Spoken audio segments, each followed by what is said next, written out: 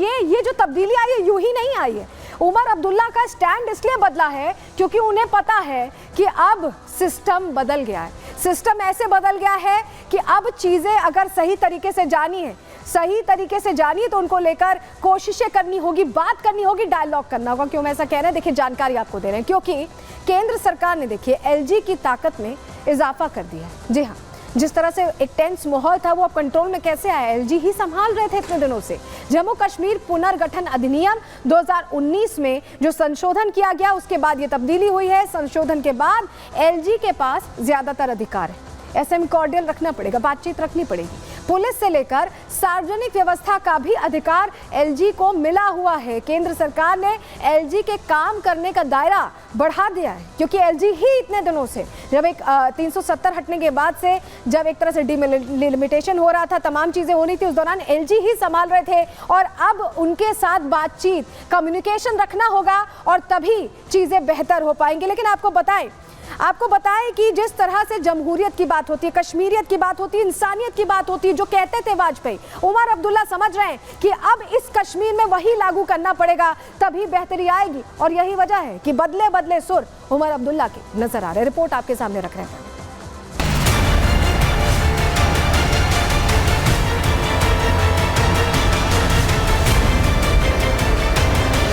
बदले बदले सुर, बदली बदली बात।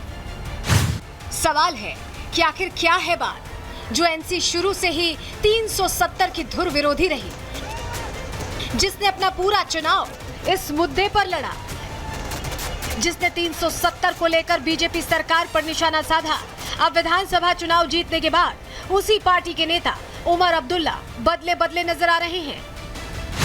370 पर नरम तेवर दिखा रहे हैं, 370 से आगे स्टेट हुड को रख रहे हैं, केंद्र सरकार से तालमेल ठीक करने की बात कर रहे हैं। जमहूरियत को पिछले 8-10 साल से पनपने नहीं दिया गया।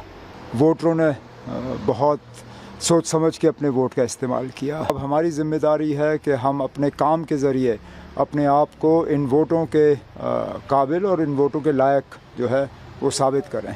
दिल्ली कभी रियासत रही नहीं, हम एक रियासत थे।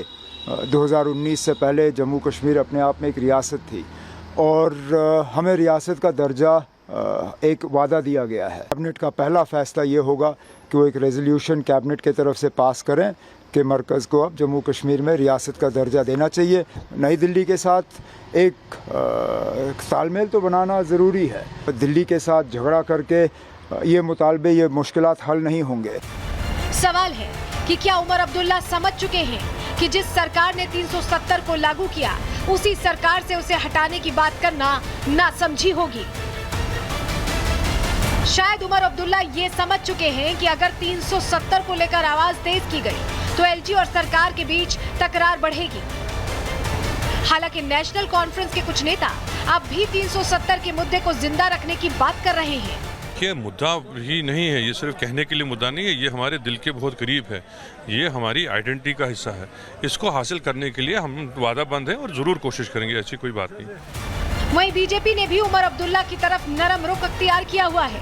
बीजेपी नेता शहनवाज हुसैन ने बयान देते हुए कहा है कि उमर अब्दुल्ला केंद्र सरकार से तालमेल कर जम्मू कश्मीर को तरक्की के रास्ते पर लेकर जाएंगे।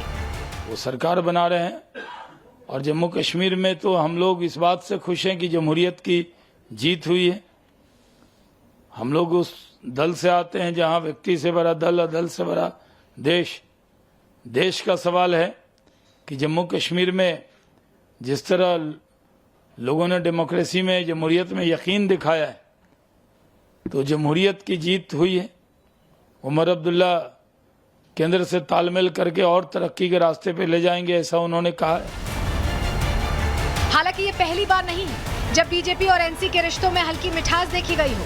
इससे पहले भी जब केंद्र में अटल बिहारी वाजपेयी की लीडरशिप में सरकार बनी थी, तब 1999 में नेशनल कॉन्फ्रेंस बीजेपी के साथ आ गई थी। वाजपेयी सरकार ने उमर अब्दुल्ला को केंद्र सरकार में मंत्री भी बनाया था।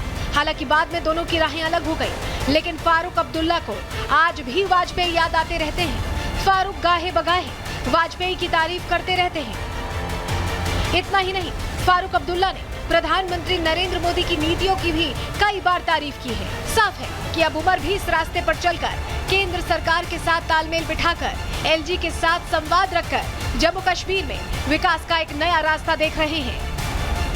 Bureau report, Republic Bharat. तो उमर अब्दुल्ला समझ गए कि सिस्टम बदल गया और सिस्टम में विकास के लिए ऐसे ही चलना होगा, कम्युनिकेशन करना होगा, ये समझ गए हैं। दिल्ली से बातचीत, तालमेल रखना होगा। लेकिन आपको बताएं कि फारूक अब्दुल्ला अभी पुराना ही राग अलाप रहे, अभी भी वो 370 की ही बात कर रहे हैं और इस बार उन्हें कोई विपक्षी चुप नहीं करा रहा है। इस बार उन्हें चुप करा रहे हैं खुद उन्हीं के बेटे। जी हाँ, उमर अब्दुल्ला अब खुद उनसे इतर अलग बात कह रहे हैं। हम यूं ही नहीं कह रहे हैं, आपको बताते हैं जो बयान अब तक दिए गए हैं। आपको बताएं कि जम्मू कश्मीर की जनता ये फैसला सबूत है, ये कह रहे हैं फारूक अब्दुल्ला। वो कह रहे हैं कि लोग अनुच्छेद 370 हटाए जाने के खिलाफ है, वो अभी भी यही बात कह रहे हैं। इसके अलावा क्या कह रहे हैं कि आप कोई एलजी और उनके सलाहकार नहीं होंगे। जी हाँ, आप कोई उनके एलजी और ये सलाहकार नहीं होंगे, अब सब कुछ चलेगा, ऐसा लग रहा है उनको, फारूक अब्दुल्ला को। लेकिन आपको बताएं, ये भी कह रहे हैं कि आप 90 विधायक होंगे जो लोगों का काम करेंगे, यानी एलजी इंटरवीन नहीं करेंगे, ऐसा कह रहे हैं फारूक अब्दुल्ला। आप कैसे इसको उमर अब्दुल्ला हैंडल कर रहे हैं, कैसे पॉलिश कर रहे हैं, कैसे मैनेज कर रहे हैं, आपको बताएं। उन्होंने कहा कि प्रधानमंत्री एक सम्मानीय व्यक्ति है। उमर अब्दुल्ला अपने फादर से अलग बोल रहे हैं, लोगों से राज्य का दर्जा देने का वादा किया था, यानी वो एक तरह से अपील कर रहे हैं और मुझे उम्मीद है कि वो इस पर खरे उतरेंगे। उमर अब्दुल्ला उम्मीद की निगाहों से दिल्ली की तरफ देख रहे हैं, प्रधानमंत्री की तरफ देख रहे हैं। ताली हमेशा दोनों हाथों से बजती है, ये कह रहे हैं, और बात तभी बनेगी जब मिलजुल कर काम किया जाएगा, ये कह रहे हैं उमर अब्दुल्ला। तो ये उनकी तरफ से बात कही गई है और हमने रिपब्लिक भारत ने एक्सक्लूसिवली उमर अब्दुल्ला से बात करके ये समझने की कोशिश भी की कि उनका 370 को लेकर वाकई स्टैंड क्या है। तो उन्होंने फिर से ये बताया है कि 370 की वापसी वो फिलहाल नहीं सोच रहे। सुनिए जरा। फ़िलहाल तो हमने जम्मू कश्मीर के लोगों को धोखे में नहीं रखा है। ये उम्मीद करना कि जिन लोगों ने हमसे लिया है वही लोग वापस करेंगे, वो बेवकूफ़ी है। हमें इस हुकूमत से उम्मीद नहीं है कि 370 हमें इनके ज़रिए वापस आएगा, लेकिन मुद्दा ज़िंदा रखना वो हमारी जिम्मेदारी है, वो हम करेंगे।